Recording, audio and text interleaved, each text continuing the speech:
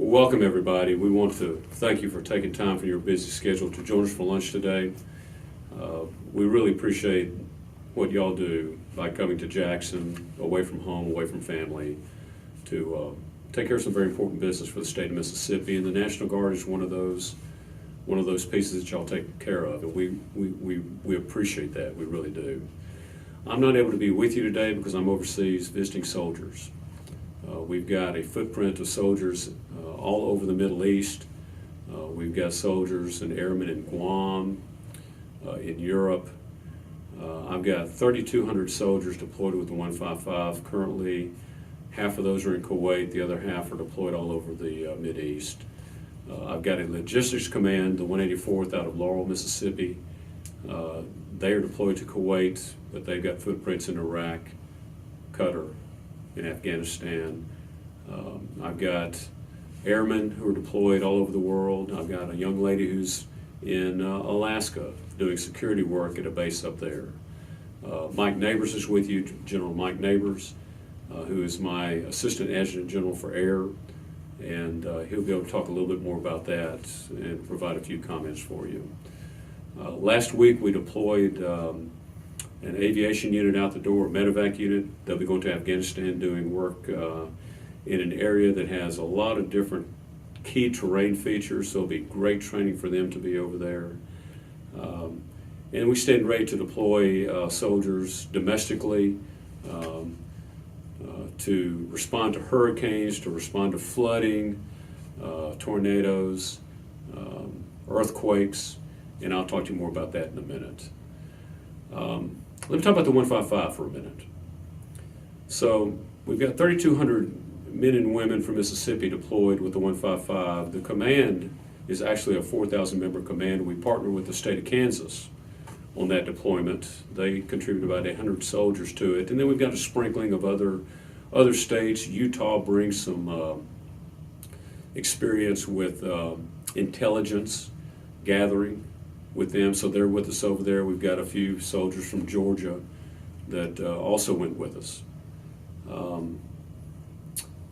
They are a formation that's about 70%. It's their first combat deployment. So I think the first thought I want to leave you with on the 155 that's currently out the door is that these are young men and women who haven't deployed again for the most part.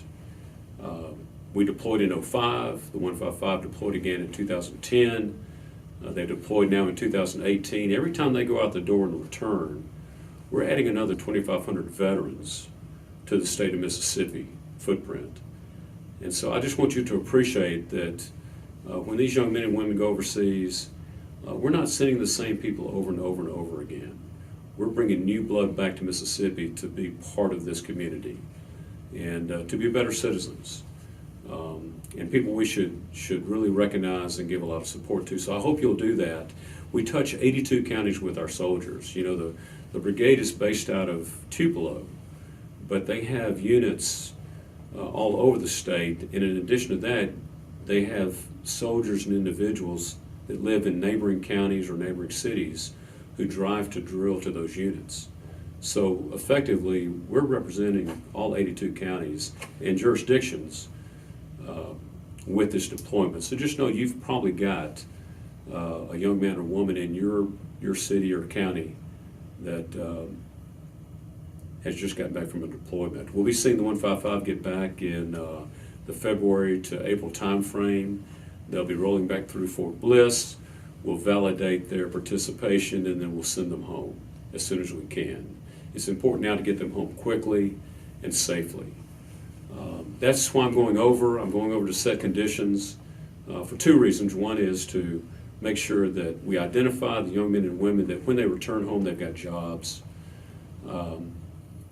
We need to go over and capture the names of the young men and women who either are unemployed or underemployed.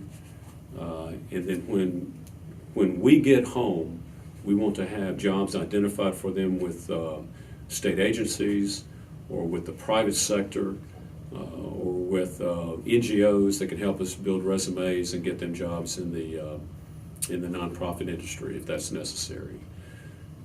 I just went out to see Continental Tire a couple of weeks ago, talked to them about job opportunities. There are a few jobs over there for them. We will continue to talk to employers to make sure that we identify those opportunities for these young men and women returning home. The other piece that we're doing for these young men and women coming back from the 155 deployment is offering them free tuition through Mississippi State. That's sort of been a trial balloon for us. We appreciate Mississippi State stepping up and offering that incentive to our soldiers to attend universities. We're now talking to all the other universities in the state about doing the same thing with the state plan as a model. We think it's a good idea to do that. We know that our competing states are offering the same free tuition program to their National Guard members. We have to compete against our neighboring states, or we'll lose our soldiers to those neighboring states. The 184th I mentioned earlier, we have a very talented group of leaders going with that organization. It's a one-star command. They'll have 6 to 8 06 colonels with them who are all doing very hard work in Baghdad, in northern Iraq. They're in Kuwait. Very interesting work that they're performing overseas with this, what I call a FedEx mission that they're performing overseas. They'll make sure that ammunition gets delivered to supported units over there. They'll make sure that contractors are providing the food necessary to support the soldiers. They'll make sure that maintenance is done in a timely manner and done to the full expectation of that commander. They will move parts around the AO.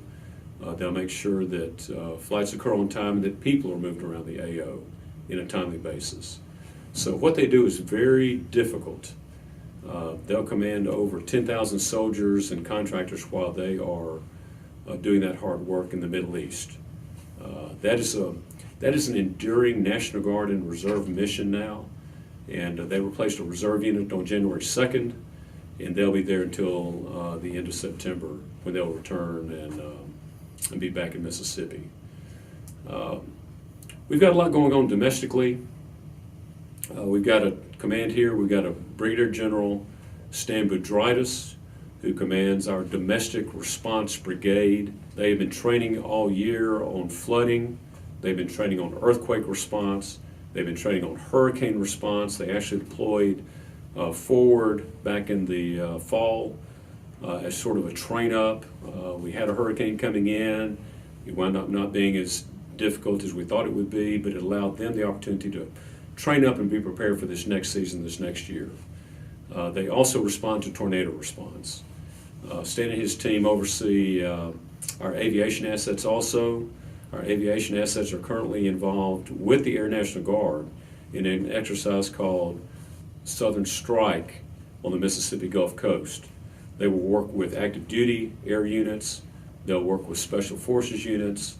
They'll work with international partners. We'll actually have 4 or 5 international partners coming in, other countries coming in to train with us, where we will share ideas with them. They bring good ideas to the table. We teach them about things that we do to be better deliverers of power to our aviation units. I'll pause for a minute and just tell you that, lastly, I'm very proud of what these young men and women are doing.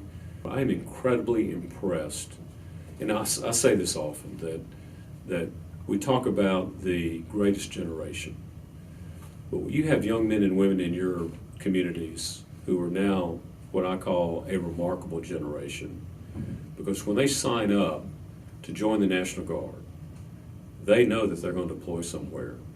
We deploy at a rate of every 5 years with our units. We make an impact. We're standing side by side with our active Army components. We stand side by side with our active air component. But these young men and women know that they're going somewhere when they sign up, and to me that's impactful. And we just need to know that as we're welcoming them home this next year from their deployment overseas, and I tell them this while I'm over here this week, that we really appreciate what they do, and they are worth celebrating, and they're worth taking care of, and you can help us do that. Look, we appreciate what the legislature's done for us. We appreciate again, you taking time away from your family and your communities to solve some issues that are statewide issues. And we especially appreciate what you're doing for the National Guard to help us address taking care of this remarkable generation of young men and women. So thank you, enjoy your lunch, and hope you have a good day. Thank you.